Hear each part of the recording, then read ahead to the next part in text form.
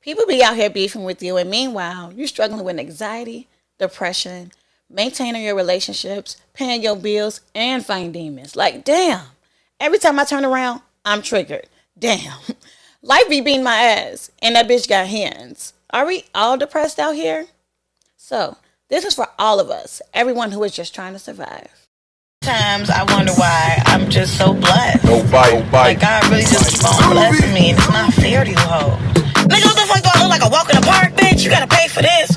Take your fucking drawers off, nigga. Get naked in this bitch. Y'all fucking it up for bitches like me.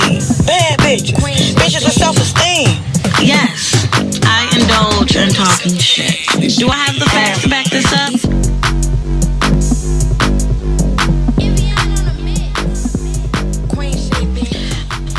Hey y'all, it's your girl Diamond's Dosage, and I'm back with another episode. And I'm so excited to be sitting here with my girl Jasmin. She is a wellness coach and a hip hop enthusiast, and we all need some healing out here. So I'm really excited to get into this conversation today. Jasmin, if you want to introduce yourself a little bit more, go ahead. Yes, thank you, Diamond. I'm excited too. I'm grateful to be here and speaking with you. You said two things that I love to be known as, to present myself as. Mm-hmm. I love hip hop. I like looking at things through that lens and being grounded in the culture of hip hop. I feel like I'm ultimately a guide in every capacity that I dabble in or pick up as a training or choose to spend time within that particular space or with that particular population. Mm-hmm. I'm always trying to serve as a guide. So it's important to me to be well. So I also see myself as a wellness advocate. And it's important to me for communities to be well. So yes, a little bit about me. Yes, I'm a behavior analyst too. I know we were going to talk about that a little bit. So right, you do it all, and I got a little history in behavior analyst. I'm not one, but I've worked in those populations where they have them. So yes, we're gonna get all into that. So the conversation today is surrounding the art of emotion and like our emotions and our energy, essentially, like because we are these energetic fields, just walking around out here, going through things, not knowing how to cope or filter through them. So this is a conversation I've been wanting to have with someone who can really get into it for me, because I feel like you understand emotions and you know how to filter through them. I know, like when we had our because I had a meditation session with Jasmin a couple years ago. Ty actually gifted me a session with you for, I think it was my birthday. I think so too. I think it was before the pandemic. Yeah, it was before the pandemic. Yeah, right. Led me right into the pandemic. But it was basically like a healing session, a meditation session. I don't know. Can you describe one of your meditation sessions a little bit so they get a little more insight on like what the process was? Yeah, I do a lot of different things. It really depends on the person and what they're coming to meditation for. Recently, I've been trained in breath work, which is sort of different and separate from meditation. But it's conscious breath work and is using the breath to unpack things and to ultimately heal. How important is our breath work to healing though? Like stopping to take a breath. Like how important is that? Well, it's different in so many ways. Like for one, as far as breath work and really like being in that practice of intentional breath, and being in those particular exercises that constitute breath work, that really allows you to have healing without even having to talk about the thing or identify the thing or, bring the thing to the surface of your mind. You can have that healing just through the breath. Mm-hmm. But then, so that's how answer to your question in a complex way. But in a simple way, like breath is the most basic nutrient. Like we can go a little bit of time without eating. We can go a little bit of time without like sleeping or drinking, but we can't go too long without breathing. Yes. So we can. There's studies and things on that, but us just sitting here, we not making it too long. I don't think without a people. breath. I once I learned how important like breathing was. Yeah. I mean, I'm not disciplined in it at all, but I do sometimes like take a step back to breathe. And like I've learned that working in a psych ward and like having the therapist there, they would do a lot of breath work with our clients. So I think that's essential to like healing. So when I did my meditation session with you, what was that? What was that? That wasn't breath work. So back then, I think a lot of my meditation sessions were centered on visualizations, the basics of breathing, and we might have did a body scan too. So in a lot of my sessions, I'll incorporate the chakras and have an awareness of the chakras in that moment and have an awareness of what's going on in your chakras. How do we in that know moment. like when a chakra is off and like what does those parts of our body represent? Yeah, so there's different ways to know. Sometimes it might be like that you're literally having like dis-ease in that space, or that you're like having uncomfort in that space. You might feel it literally in your body. For example, like when our heart chakra is struggling, we might like have like tension in our chest, or we might be having a fast pace of breath and things like that. That's interesting. I've learned that like when the throat chakra is kind of like not clear, you sometimes don't even express yourself in the way that you're supposed to naturally. That's the one I feel the easiest, the throat chakra, especially like because it's so easy to get a little throat ache, Right. You know? Or to A little like, tingle. yes, or like it's so easy to like feel that choke that you might feel from your throat chakra being unbalanced. Whereas there's other parts in our body that we've like learned to ignore those sort of symptoms and things. Right. Headache, crown chakra challenges, you know. Yes. I'd be just like, because the Western culture when it comes to like healing the body is just like outdated. Like I'll go to the doctor, I'll be like, I'm having this, and this. She's like, oh, you're young and blah blah, change your diet. But it's like, bitch, what's really going on with me? Like they can't really tell us like what's going on within our bodies. And I think that's why we got to get back into ourselves and holistic healing and like internally heal first. And for sure, we have to integrate the two. We have to leave from a space that's holistic. Absolutely. Everything. So, diving into the emotions, I want to know, do you think that we only operate out of two emotions, fear and love? So I love that concept. Like, I feel like I'm not fused to it fully. Like, I still recognize the rest of the emotions that I experience. Those basic emotions, the 5 ones, and then like... What are the 5 ones? Okay, let's try. I'm going to say happy, mad, sad, scared, which is referencing fear. It's don't know okay. what fear It's okay because I don't know either. Guess one. What is it? Guess one. It's like shame, maybe? Maybe. Okay. And but either way, once it gets past that, there's also more complex emotions like disappointment, frustration, and peace and things like that. But I do understand that concept of love versus fear, and how I can't always have both of those at the same time. I think a lot of people don't know how fear is just kind of like in our subconscious, and we make a lot of decisions from fear because it's there. Yeah. And our subconscious has shaped us, and the things that we have done, our path, the people we've been in relationships with, made friends with, it's all because of these thoughts that have just been internally and within us, in our subconscious. So I don't know if you know much about the subconscious and how it shapes our thoughts and our thinking. Yeah, I know a little bit about the subconscious, and I feel when I think about how that affects my emotions, is the understanding of it's not always things that are at the front of my mind or right in front of me situationally that are causing or affecting or impacting my emotions. Yes, so it can be things that we have been traumatized from years ago that we have no clue. Like, this is what is triggering this certain action or reaction, or this word, or being verbally abusive, or just and from anything our like lineages that. too. So do you like childhood trauma? What does that look like in adulthood? Yeah, I think it's just like always unpacking that, because it's so many things that we don't even have full memory of, or that maybe as a child that we didn't have the tools to process fully, that is causing consequences in our present, you know?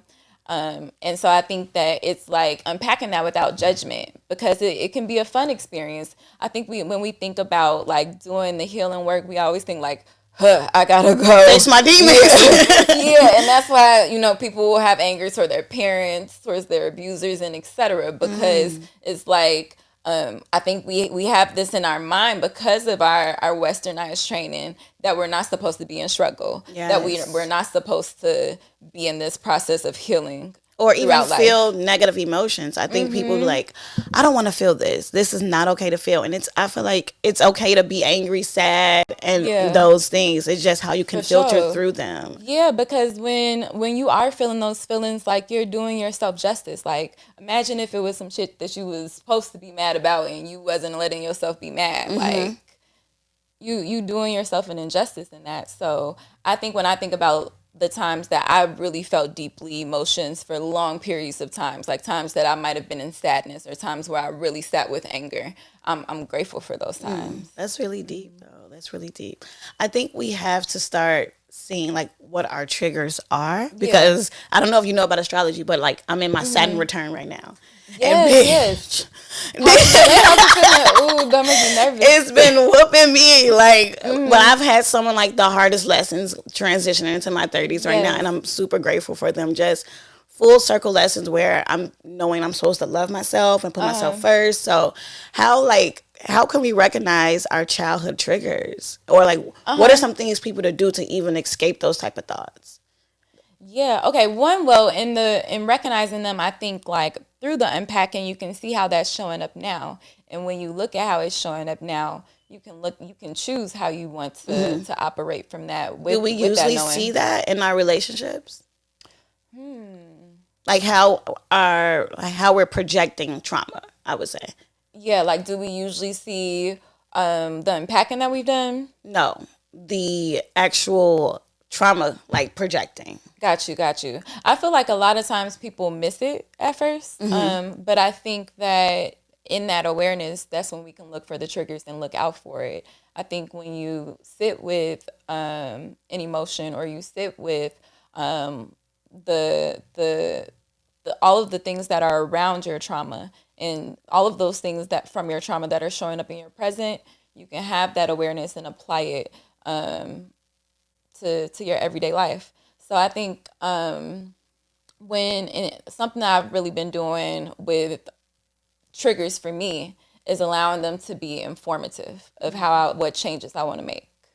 What do you mean by informative? Yeah, so if something is triggering me, I don't need to be triggered. Like, right. Like, I don't need to be whatever that trigger response is for me. That's not the feeling that I want to have in my body. That's not something that I want to allow space for, as much as I can have control over that. So when I'm recognizing a trigger, especially if it's one that I am in full control of, well, how can I reshape that going forward? I love that. And like, I also want to say, like, feelings are fleeting, and like you'll feel something one minute, like, oh, this nigga done left me, and like next minute, you know, like you don't even give a fuck anymore. So it's just like, how can we have to remember that? Yeah, how can we really discern the emotions that even matter and like that are lasting? Yeah, I think sometimes emotions are responses to things. That's good. You know, and so it's giving yourself permission to not deny yourself an emotional response.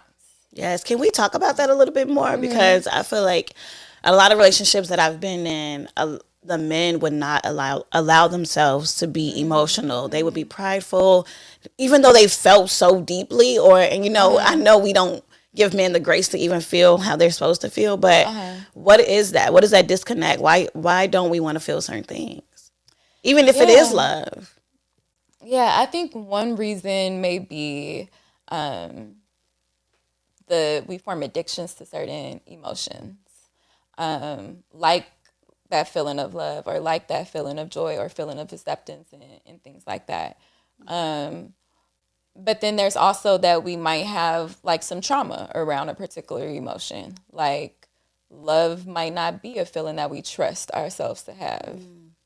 That's deep. Because a lot of people don't realize how they self-sabotage their love life, aka me. I'm the people. Because what does healthy love even look like for me? Because growing up, I never really saw, my parents weren't together, like, and it was like so many broken homes. So like I don't even know what love actually looks like. I mean, I feel like I've felt love for people, but like it was never lasting, and it was never like deep. I feel like in my relationships with a lot of men. Yeah. And I think that going back to that awareness, like when we have the awareness and we decide for ourselves what we want a certain feeling or emotion or interaction with energy to look like, then we can sort of shape that. So same thing with like sadness, when we determine for ourselves what we want like sadness or grief to look like in our life.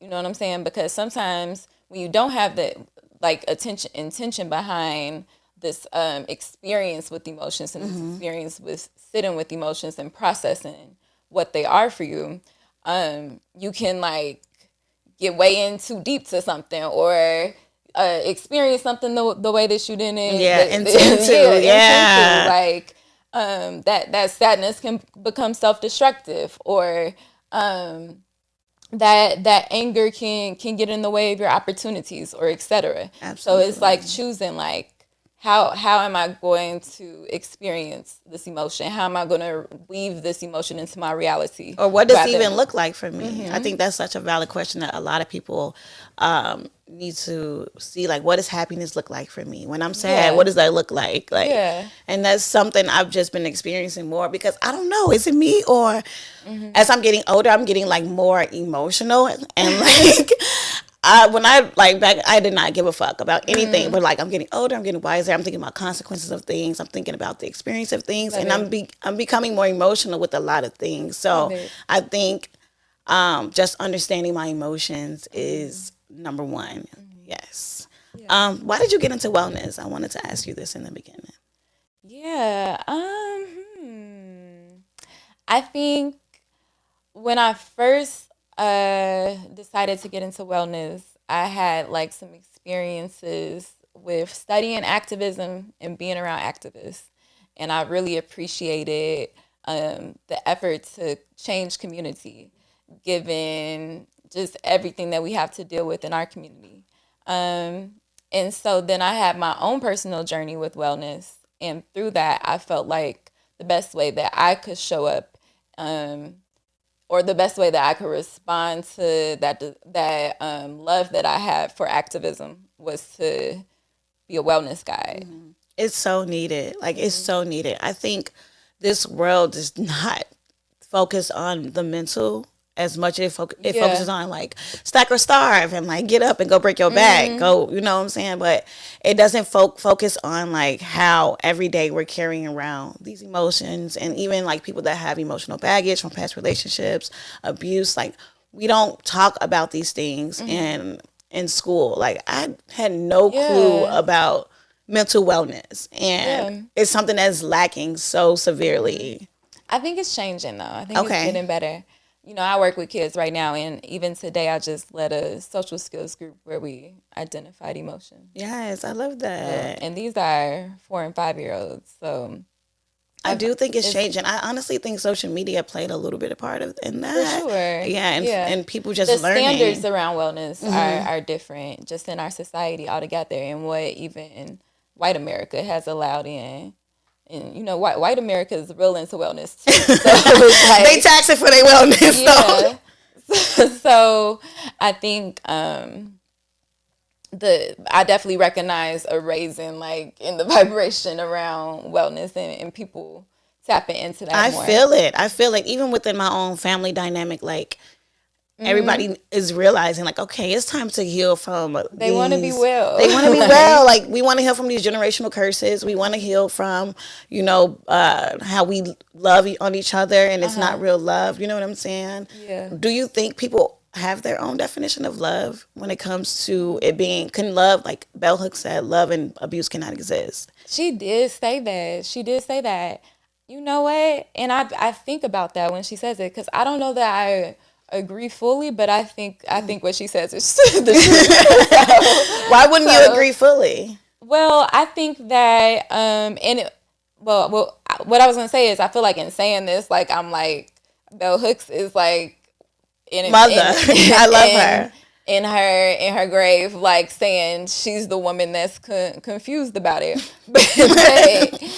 But I feel that I've experienced love and abuse if not in the same time, paired next to each other. And I think abuse is also a very like a lot of people in our life abuse us. Yeah. You know? Yeah. And we don't realize it. Yeah. So it's hard for me to say that like that love and abuse hasn't existed in the same time for me, because I think that from very maybe mild abuses to very strong and traumatic abuses. I've seen the two coexist, and I don't know. Even this is going back to love and fear too. I think like love is this sort of energy that's always just like hovering around. It's always present. Yeah. Yeah. So it's like we can forget about it, you know, or we can like turn our back on it and things like that. But I don't know if we can get rid of it by experiencing something else. Right. That's deep. That was just so deep. I feel like there's always a higher energy, even in like the darkest moments. Yeah. In our relationships or in our lives. Yeah. How connected are like spirituality and our wellness? Yeah, I think that spirituality is the driving force of wellness. You know, there are different categories of wellness, and spiritual wellness is one. But when I work with my clients, I always encourage them and invite them to prioritize that, because I just feel like, you know, without all of them, something else is going to suffer. So if you're having challenges in your physical wellness, you're going to have challenges in your mental wellness. Right, because they're all connected, right? Mind, body, spirit. Yeah, but when it comes to spirit, I just feel like it has wherever you're at with it, it's having a strong impact on the rest of your wellness. A strong pull. It's the most foundational one. Absolutely. So with attachment styles, I don't know how much, because I don't know much about it, but I think it plays a huge part in just our mental wellness and how we depend on people and avoiding codependent relationships or the relationships where it's super detached and you don't even feel physically there or mentally there with that person. Or the opposite, super attached. Clingy, super clingy, yes. Yeah. I don't know too much about attachment styles either, but I know that it's something that has been helping a lot of people recently. Yes. Like, I feel like it's like the new love language. Everybody is like taking these quizzes, like, what's your attachment style? What's your love language? I don't know mine, but I think just thinking about attachment altogether and those two like different extremes that we just talked about, like the being detached or the being super clingy, attached to something. I think I'm happy that we're thinking about it and talking about it. Yeah, I am happy that it's been so exposed to people, because it's important we deal with relationships every day. It's important to know how to love yourself, how to love other people, and the attachment styles that you do have with them. I feel like I was like a little codependent mixed with like detached in mine, just always kind of like needing something within the codependent relationship. But yeah, I'm working through that and I'm trying. Yeah. How can we not get over our emotions, but like cope with our emotions? Cope with them. I don't know, like coping with, I guess, the negative ones and just basking in like the ones that make us feel good, because I feel like we're always waiting for something to happen to us and we don't really sit with the good things. Got you. I think rather than cope, I try to like look at the emotion and like see what it's telling me. Like, emotions are information as well. So like if I feel a certain way about that something, like, what is that emotion like helping me to learn, or like where is it guiding me to, and what direction is it pointing me in?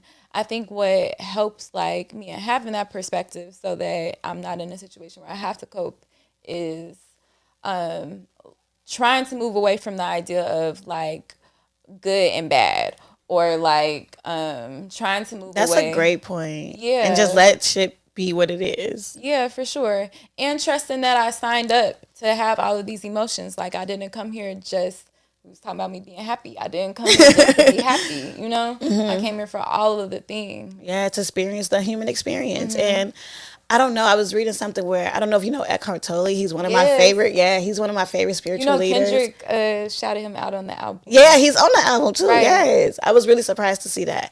But he said, like, to be a human is kind of like suffering, essentially. Like, yeah, that is a Buddhist concept. That's like, I feel like probably one of the foundations of Buddhism is that as humans that we suffer, and that the idea of like becoming the Buddha or being the Bodhisattva is to what does that mean? Move away from suffering. Bodhisattvas are like, well, so becoming the Buddha is like that person who has mastered life and moved away from suffering, ascended beyond suffering.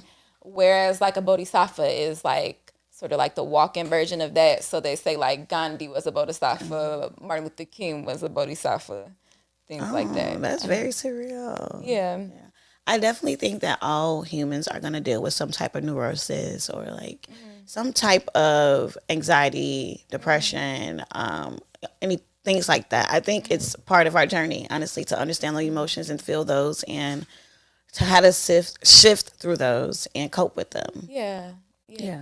Well, I'm great. It is a great conversation. I agree. Thank you so much for joining me. If you have anything you want to say, definitely drop your handles on Instagram, Twitter, anything like that.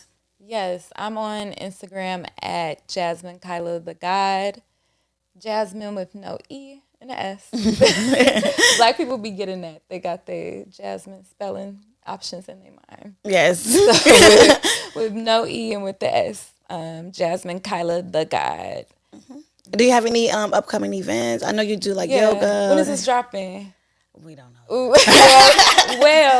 I have an event coming up at the Disciple Museum. I'm doing a hip hop meditation on May 29th at 11 a.m. Okay. And if it's after that, then there'll be another one. Yeah, so make sure y'all follow her and follow her handles. I feel so like calm when I'm with you. Her energy, your energy is just so radiant and warm, like just so welcoming. Thank you again for joining me, and make sure y'all stay tuned for the next episode. All right.